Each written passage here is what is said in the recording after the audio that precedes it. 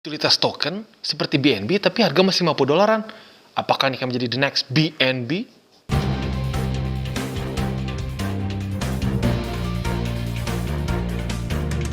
Oke guys, welcome back to Crypto Indonesia bersama gue Toshi, di mana kita akan membahas segala sesuatu yang berhubungan dengan cryptocurrencies dan blockchain. Pada hari ini guys, kita akan membahas mengenai FTX token atau FTT, di mana menurut gue ini token yang cukup menarik. Lu kebayang gak sih? Lu beli Binance Coin atau BNB saat dia masih ERC20 token dan harga masih $50. Kebayang potensinya. Let's go to the video. Oke, pada hari ini kita akan membahas mengenai FTX token atau yang lebih sering dikenal sebagai FTT. Sebenarnya kalau kita lihat di Indonesia, FTT ini nggak terlalu nge-hype. Kenapa? Balik lagi seperti biasa. Orang bilang, bro udah mahal bro, gue cari yang 0,000 something. Ya, well, balik lagi gue udah bilang jutaan kali. Harga di sini, to be perfectly honest, doesn't matter gitu ya. Yang matters itu apa? Market cap. Makanya, ini ranking bukan berdasarkan dari harga persatuan, tapi ranking apa? Berdasarkan market cap. Karena yang membuat satu cryptocurrency bisa naik dan turun dengan cepat itu adalah market cap-nya dia. Semakin besar, semakin sulit untuk naik dan juga semakin sulit untuk turun. Gitu ya. Jadi kita lihat sekarang, dia ada di ranking 28 dengan market cap sebesar 6,8 miliar US dollars, which is really big ya, really big. Dan volumenya juga nggak kalah besar, ada 482 juta US dollars. Jadi buat kalian yang mau swing trade, scalping, ya apapun itu bisa. Kenapa? Karena volumenya sangat berlimpah. Dan kalau kita lihat juga, secara circulating supply-nya, ya dibilang ekstrim bagus juga nggak, karena baru 34% yang tersirkulasi. Berarti in theory, masih akan cukup banyak selling pressure. Gitu ya. Tapi baik lagi, FTX ini menurut gue punya potensi yang unik. Kenapa unik? Lo kebayang gak sih BNB waktu dia masih jadi token? Di 2017-an, ya nggak 17 lah ya, 2018, 2019 lah. Dimana mereka masih bentuknya token, ERC20. Dan dia tugasnya ya gunanya buat apa? Ya utility gitu, buat bayar trading fee, buat jadi margin, buat jadi margin futures market, dan lain-lain. Nah, FTX token ini adalah utility token juga. Tapi yang dimiliki oleh exchange yang berbeda, yang bernama FTX. Gitu ya. Dan FTX ini nanti gue bahas, dia ini luar biasa cepat sekali pergerakannya gitu ya, secara trading volumenya maupun marketing mereka. Nanti gue bahas di belakang ya. Jadi intinya pada hari ini FTX ini adalah, lu kebayang lah BNB di tahun ya 2018, 2019 lah, dimana harganya masih lumayan murah ya dibandingkan sekarang. Dan kalau kita lihat maksimum supply dari FTX juga ini 352 juta FTT. Berarti dia lebih sedikit 150 jutaan daripada Binance. Jadi in theory secara harga bisa mencapai ke harga Binance kalau kita ngomong secara maximum supply-nya ya. Oke, sekarang pertanyaan, apa itu FTX token atau FTT? Jadi FTT ini adalah native cryptocurrency token dari satu exchanger yang bernama FTX. Dan si FTX ini adalah satu platform trading, ya, spot maupun derivatif dan juga futures ya. Tapi fokus mereka awalnya lebih di derivatif. Dan ini di launch di Mei 8 2019 ya, berarti sudah 2 tahun lebih. Nah, sekarang tim dari FTX ini uniknya terdiri dari trader-trader kripto yang sudah berpengalaman. Jadi mereka itu merasa ini banyak permasalahan di derivative trading dan juga futures exchanges gitu ya, seperti dulu tuh apa ya, yang terkenal dulu tuh BitMEX, sekarang ada OKX dan banyak lagi gitu ya. Mereka merasa kita bisa bikin lebih bagus gitu karena kita memang trader-trader profesional. Jadi ini FTX ini dibuat oleh traders untuk traders dan market mereka tuh lebih ke institusional. Jadi big money di sini ya. Walaupun ya retail juga bisa. Tapi mereka lebih fokus ke trader yang profesional yang benar-benar trading for living. Gitu ya. Nah, sekarang kalau kita lihat, salah satu yang paling unik dari dia adalah disebut clawback prevention, di mana menurut mereka cukup banyak cryptocurrency exchanges yang fokusnya di futures itu seringkali terjadi clawback. Nah, clawback ini sebenarnya satu sulit dijelasinnya karena sangat teknis. Jadi intinya gini, saat satu exchanges kurang likuiditas, itu seringkali mereka harus menutup posisi dari posisi margin orang-orang gitu lebih cepat daripada yang seharusnya bisa dia kasih gitu. Makanya ada beberapa exchanges cuma ngasih kalau udah minus 70% dari margin, lo di margin call. Ada yang ya setahu gue ada yang sampai 60 juga. Terus ada juga sampai 80. Nah, jadi dengan ini simpelnya FTX ini bisa membuat lo lebih dalam gitu. Lo bisa margin call itu lebih dalam, misalnya bisa 90% mungkin atau mendekati 95%. Gitu. Jadi intinya lo nggak akan lebih cepat kena margin call dibandingkan dengan exchanges lain gitu. Nah, otomatis ya buat lu ya lebih untung dong gitu. Berarti margin lu benar-benar terpakai sampai maksimum gitu kesannya. Itu simplified banget, tapi itu salah satu poinnya lah gitu. Karena kalau gue jelasin spesifiknya ujung-ujung cuma ngomongin soal futures trading gitu ya. Dan selain dari itu juga FTT ini memiliki leverage token. Nah, ini unik. Banyak kali orang tuh kena margin call. Karena kenapa? Mereka nggak bisa menghitung dengan baik ketahanan dari margin mereka gitu ya. Dan ya bisa dibilang apalagi kalau options itu cukup rumit gitu ya. Jadi seringkali trader sedikit enggan untuk masuk ke futures market maupun option gitu ya. Nah, di sini mereka memberikan disebutnya leverage tokens, di mana lu nggak akan kena margin call, tapi mereka kan langsung otomatis mengatur posisi lu supaya lu nggak kena margin call. Dengan cara apa? Ya lu beli token mereka. Jadi tokennya sama mereka, mereka atur secara secara terpisah gitu. Jadi lu nggak perlu mikirin margin call. Dan di sini bisa macam-macam. Di sini ada short Bitcoin 3 kali leverage. Lalu ada juga bisa lu buy juga yang 3 kali short bisa BNB, Tron, Ethereum, EOS dan macam-macam lagi gitu ya. Jadi ini cukup unik dan bisa dibilang marketnya pun cukup besar gitu ya, karena lebih banyak orang yang nggak terlalu ngerti cara menghitung margin di futures trading dibandingkan yang benar-benar fasih gitu, karena cukup ya bisa dibilang cukup rumit lah, walaupun lu bisa belajar, tapi lebih enak kalau lu hajar aja langsung beli di sini kan, jadi nggak kena margin call. Oke, sekarang kita akan berkenalan dengan founders dari FTX. Yang pertama adalah Sam Bankman-Fried dan Gary Wang. Nah, buat kalian yang sudah, sebenarnya nggak perlu cukup lama, yang sudah rada sering deh membaca berita-berita mengenai cryptocurrencies, itu pasti pernah mendengar seseorang yang bernama Sam Bankman-Fried. Karena dia ini bisa dibilang salah satu legenda di dunia cryptocurrency market. Salah satunya yang paling membuat dia terkenal adalah dia berhasil melakukan arbitrase dari exchanger di US tau gue, ke Korea, dimana kita tahu ada namanya kimchi premium. Itu sebelum sekarang udah dilakukan ya, lu nggak bisa arbitrase seperti yang dia. Nah, jadi dia menemukan celah untuk bisa arbitrase dari exchanger US ke Korea. Dan dia make a lot of money. Kalau seingat gue berapa miliar US dollars gitu. Gue lupa tepatnya berapa, tapi miliaran US dollars. Jadi cukup legendary dia ya. Dan juga dia adalah seorang trader di Jane Street Capital dari 2014 sampai 2017. Dan Sam Bankman-Fried ini memiliki bachelor's degree dalam physics di MIT ya. Jadi ya quite a good university ya. Dan Gary Wang ini adalah sekarang co-founder dan chief technology officer dari FTX. Dia itu juga di waktu bersamaan seorang CTO juga dari di Alameda Research juga. Dan buat kalian yang sering research, balik lagi, pasti sering juga mendengar Alameda Research. Dan rata-rata project yang terkait dengan Alameda Research itu do very well. Contohnya apa? Solana. Ya, Solana lo lihat sendiri di harganya. Gila kan? Lalu apa lagi? Phantom. Lo lihat price movementnya deh. Sinting. Gitu ya. Jadi, FTX token ini di-back by, dan bukan cuma di-back, mereka literally langsung link ke Alameda Research dan founder dan co-foundernya juga. Gitu ya, which is ya benar-benar membuat gue excited lah soal project ini ya. Nah, dan si Gary Wang ini adalah backgroundnya software engineer ya, dan gak main-main. Dia intern di Google dan di Facebook. Jadi ya quite heavy hitting ya. Dan ya ini, yang unik dari FTX adalah karena dia di back by Alameda Research, salah satu leading companies di crypto trading dan salah satu liquidity provider terbesar di dunia cryptocurrencies. Jadi ya FTX otomatis sangat liquid. Oke, nah sekarang di secure-nya seperti apa nih FTX token? Karena sekarang dia masih ERC20, otomatis ya dia di secure by Ethereum Network, begitu ya. Dan dia itu FTT tokens-nya sendiri dan leverage tokens-nya ini diaudit oleh blockchain consortium auditing firm, gitu ya. Jadi nggak sembarangan aja gitu. Ada auditnya mereka, memastikan bahwa ya ini sesuai gitu dan liquid, gitu ya.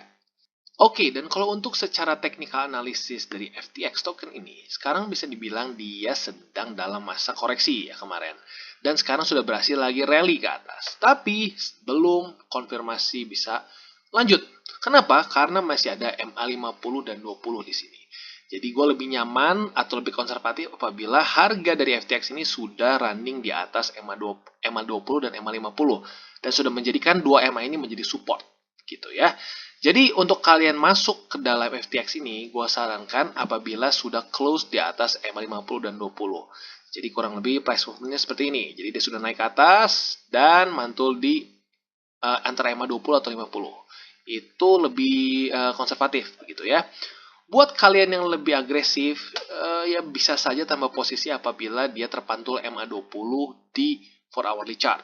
Tapi keep in mind, masih banyak resisten di atas. Resisten apa? MA200 di 4 hourly chart. Dan juga di daily kita masih ada resisten di 50 dan 20. Jadi, andaikan lu masuk di pantulan MA20 di 4 hourly chart, ingat ya, masuknya ke agresif. Tapi kalau untuk long term sih ya silahkan saja. Tapi kalau untuk short term, gue rasa lebih baik tunggu konfirmasi dulu close daily di atas MA50 dan 20. Jadi itu kurang lebih untuk FTX. Oke, sekarang kita akan lihat top cryptocurrency spot exchanges. Ini dari CoinMarketCap ya. Kita bisa lihat bahwa ya otomatis Binance masih nomor satu dengan volume yang oh my god 20 miliar US dollar dalam 24 jam. Gila.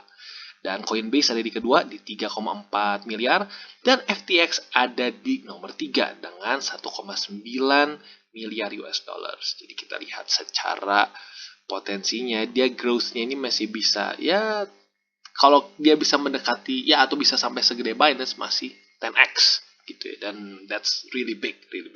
Tapi baik lagi itu masih inilah itu spekulasi. Tapi kita lihat sekarang faktanya FTX adalah nomor 3 di dunia bisa kita bilang ya. Dan kita bisa lihat juga FTX ini di derivatifnya adalah ranking ke ya kita bisa lihat. Nah dia ranking keempat di bawah OKX dan Huobi dan Binance begitu ya. Jadi seperti yang dibilang dia salah satu kompetitor dia adalah OKX salah satu yang terbesarnya. Dan ya Huobi juga otomatis ya dan Binance ya well itu kompetitor semua gitu ya. Nah jadi dia masuk top 10 di derivatives dan juga di spot. Jadi secara potensi FTX ini nggak dari nol banget gitu, nggak harus ngawang-ngawang dari dari ranking ke berapa ratus, nggak, dia udah ranking 3. Tapi growth-nya menurut gua masih bisa besar sekali gitu kalau dibandingkan dengan Binance dan Coinbase pun masih ya basically 2x gitu deh mereka ya. Oke, nah selain dari itu juga FTT ada sistem buy dan burn. Ini cukup mirip dengan BNB, tapi bedanya kalau BNB dia di white papernya bilang akan pokoknya menghapus setengah dari supply BNB kan. Kalau di sini dia nggak ada bilang setengah sih. Tapi bisa dibilang cukup mirip. Dimana gini, dia akan memburn dia akan memburn FTT sesuai dengan ini. 33% dari fees yang di-generated di FTX market. Jadi semua fee yang ada di FTX market, 33%-nya akan dipakai untuk beli lagi FTT-nya kembali dan akan dia bakar. Lalu 10% ini dari net addition dari backstop liquidity fund gitu atau social gains ini akan 10%-nya di burn juga. Dan 5% dari fees yang di earn dari berbagai macam produk-produk lain di FTX platform. Gitu. Dan FTT-nya akan di burn on a weekly basis. Jadi bukan per kuartal, lebih cepat lagi. Sesuai dengan schedule yang sudah diadopsi dengan FTX. Sekarang schedule-nya itu tipikal jam 10 10 PM di Hakata ini mungkin, ini gue nggak tahu tepatnya di jam berapa ya kalau di Indonesianya. Tapi intinya akan di burn setiap minggu. Nah kita lihat, ini dia data dari mereka. Dimana sekarang mereka ada pending burn sebesar 4,1 juta US dollars begitu. Jadi ini menunjukkan bahwa dalam seminggu, kurang dari seminggu saja, pending burn mereka udah lumayan besar. Gitu. Jadi burn ini tentunya juga akan berpengaruh ke harga. Semakin banyak di burn ya otomatis supply akan semakin rendah ya dan ya hukum supply demand. Kalau demand stays, supply turun berarti akan naik. Tapi ingat ya, sesuai dengan video gue yang dulu bilang, kuncinya bukan di burn, tapi kuncinya di kegunaan dari si tokennya itu sendiri. Dan burn tentunya membantu untuk naik lebih enak gitu ya, naik kayak dikasih nos gitu kesannya ya. Sekarang kita akan lihat dari top holders FTT. Nah, di sini kita bisa lihat ada yang punya 51% dari circulating supply. Waduh, berarti banyak banget dong, bro. Kalau gitu bisa kedam dong. Wah, ini resiko tinggi. Nggak juga. Kenapa? Karena ini bentuknya smart contracts. Jadi, wallet address yang punya smart contracts itu lo bukan seperti wallet biasa yang lo bisa kirim ke exchanger lain dan lo buang. Nggak. Jadi, ini kemungkinan besar adalah untuk staking rewards, lalu untuk vesting schedule mereka, gitu ya, sebagian besar. Tapi, ada resiko nggak? Ya ada resiko. Berarti apa? Cukup besar supply yang masih belum tersirkulasi. Alias, ya akan harga itu mungkin bisa tertahan oleh vesting schedules mereka dan staking rewards mereka, gitu ya. Nah, dan yang kedua, kita bisa lihat ini ada juga satu wallet yang non smart contracts yang memiliki persentase 12%. Ini baru resiko cukup besar gitu. Jadi in theory bisa saja dia buang nih semua ke market sekaligus, jebret. Dan itu tentunya akan buat harga bisa crash. Jadi kalau mau ngomong resiko, ini resikonya di 12%. Nah, tapi pertanyaannya, sebenarnya ini normal nggak sih? Untuk satu utility token memiliki supply yang cukup besar di beberapa wallet saja. Gitu. Sebenarnya kalau kita di Binance lebih parah, gitu ya. Yang smart contract saja mereka ada sekitar 159 juta BNB hanya di dua wallet, walaupun dua smart contracts ya. Tapi kalau mau ngomong seperti itu pun mereka ada hot wallet di sini yang bukan non smart contracts dengan balance yang lumayan besar 4,7 dan di bawahnya ada yang 3 juta dan seterusnya. Begitu berarti ya dalam tanda kutip ini mungkin sepertinya adalah salah satu karakteristik dari utility token gitu. Ya kalau kita mau ngomong wah berarti bahaya dong jangan beli. Ya lu lihat Binance naiknya berapa persen selama berapa tahun ke belakang ini gitu kan. Jadi kalau gue lihat utility token ini memang punya karakteristik supply-nya ini cukup lebih cenderung tersentralisasi begitu ya. Walaupun ada resikonya tapi ya balik lagi high risk high return gitu ya. Jadi andaikan kalian ingin invest harus keep this in mind gitu ya bahwa kalau di FTT ada satu wallet yang memegang 12% dan non smart contract gitu ya. Berarti ya in theory mereka bisa ngedump sebesar 41 juta FTT. Dan ini buat kalian yang pencinta basket atau pencinta NBA. Buat kalian yang suka basket, pasti walaupun lu nggak terlalu ngerti pun, pasti lu pernah dengar satu tim basket yang bernama Miami Heat. Di zaman gua, kita tahu semua Miami Heat pasti urusannya Dwayne Wade. D-Wade. Nah, sekarang nggak tahu, mungkin udah pensiun dia kali ya. Udah lama banget tuh zaman gue SMA, gue nonton dia ya. Ya udah, jadi salah fokus. Oke, jadi gini, kita lihat Miami Heat ini sekarang bermain di FTX Arena. FTX. Apakah ini FTX yang exchanger itu? Yes, dan ini baru di rename di 2021. Jadi FTX ini nggak main-main untuk urusan branding mereka. Itu mereka sampai mengakuisisi ya dulunya American Airlines Arena, dia ubah jadi FTX Arena. Sekarang ya berarti di waktu bersamaan apa? Makin banyak orang yang dengar, oh FTX. Nah, mungkin dari kalian berpikir, loh emang hubungannya apa? Itu branding guys. Semakin banyak orang tahu brand lo, semakin banyak orang akan merasa, oh ya sudah, gue trade aja di FTX. Iyalah, gila dia aja nge-sponsorin Miami Heat. Gue suka banget Miami Heat nih. Nah, itu dia. Jadi penting sekali branding. Kadang-kadang, adopsi itu bisa sangat banyak. Karena apa? Karena orang tahu saja gitu. Karena orang, oh FTX, iya gue tahu. Itu yang punya arenanya si Miami Heat kan. Nah, dari situ bisa banyak adopsi. Dan gilanya itu dia nggak cuma main di sini doang. Kita lihat, dia sponsorship ke Mercedes F1. Ya, dimana kita lihat nih si Lewis Hamilton, lihat di topi dia apa tulisannya FTX gitu ya. Dan bukan cuma itu saja, bahkan dia sudah ada brand ambassador. Ya kalian yang penyuka basket pasti tahu Steph Curry gitu ya, dimana dia adalah sekarang bisa dibilang jadi ya brand ambassador. Dan bahkan bukan cuma dia saja gitu ya, dia itu sekarang juga ada Tom Brady. Buat kalian yang mungkin di Indo nggak terlalu banyak yang tahu ya Tom Brady ini legendary player di American football gitu. Jadi ini mungkin kejeniusan dari FTX, di mana dia itu brandingnya pinter banget menurut gua gitu ya. Ke tempat-tempat yang biasanya crypto project lain nggak kepikir buat ngelakuin itu gitu. Mereka ke orang-orang yang semua orang tahu gitu. Siapa sih nggak tahu Steph Curry gitu? Siapa yang nggak tahu Miami Heat? Jadi menurut gua ini bisa menjadi salah satu pintu besar dari adopsi FTX sebagai exchanger gitu ya. Jadi ya kalau bisa dibilang kan FTX ini awalnya fokus terhadap investor-investor besar begitu ya. Sekarang kalau gue lihat dengan movement mereka seperti ini, mereka mulai menyasar retail market. Dan ya kalau lo tahu ini potensinya bisa saja dia lebih besar daripada Binance dalam beberapa tahun ke depan. Bisa saja, ini spekulasi. Dan kebayang kalau dia bisa lebih besar daripada Binance, ya lu pikir sendiri deh, tokennya bisa sehebat apa. Oke guys, jadi kesimpulannya FTT ini menurut gua token yang menarik dan memiliki potensi yang cukup besar. Dimana ini bukan token dari cryptocurrency exchanger yang masih baru, yang nggak tahu keberapa rankingnya, liquidity nggak jelas. Ini token dari satu exchanger yang sudah besar. Dan salah satu yang terbesar juga di dunia gitu. Sekarang ranking 3 seingat gua di CoinMarketCap. Gitu dengan volume yang besar juga, miliaran US dollars. Tapi bisa dibilang peluangnya masih cukup besar. Kenapa? Karena masih bisa dibilang masih bisa 10 kali lagi untuk bisa mencapai volume seperti Binance. Gitu berarti masih ada room for growth gitu ya.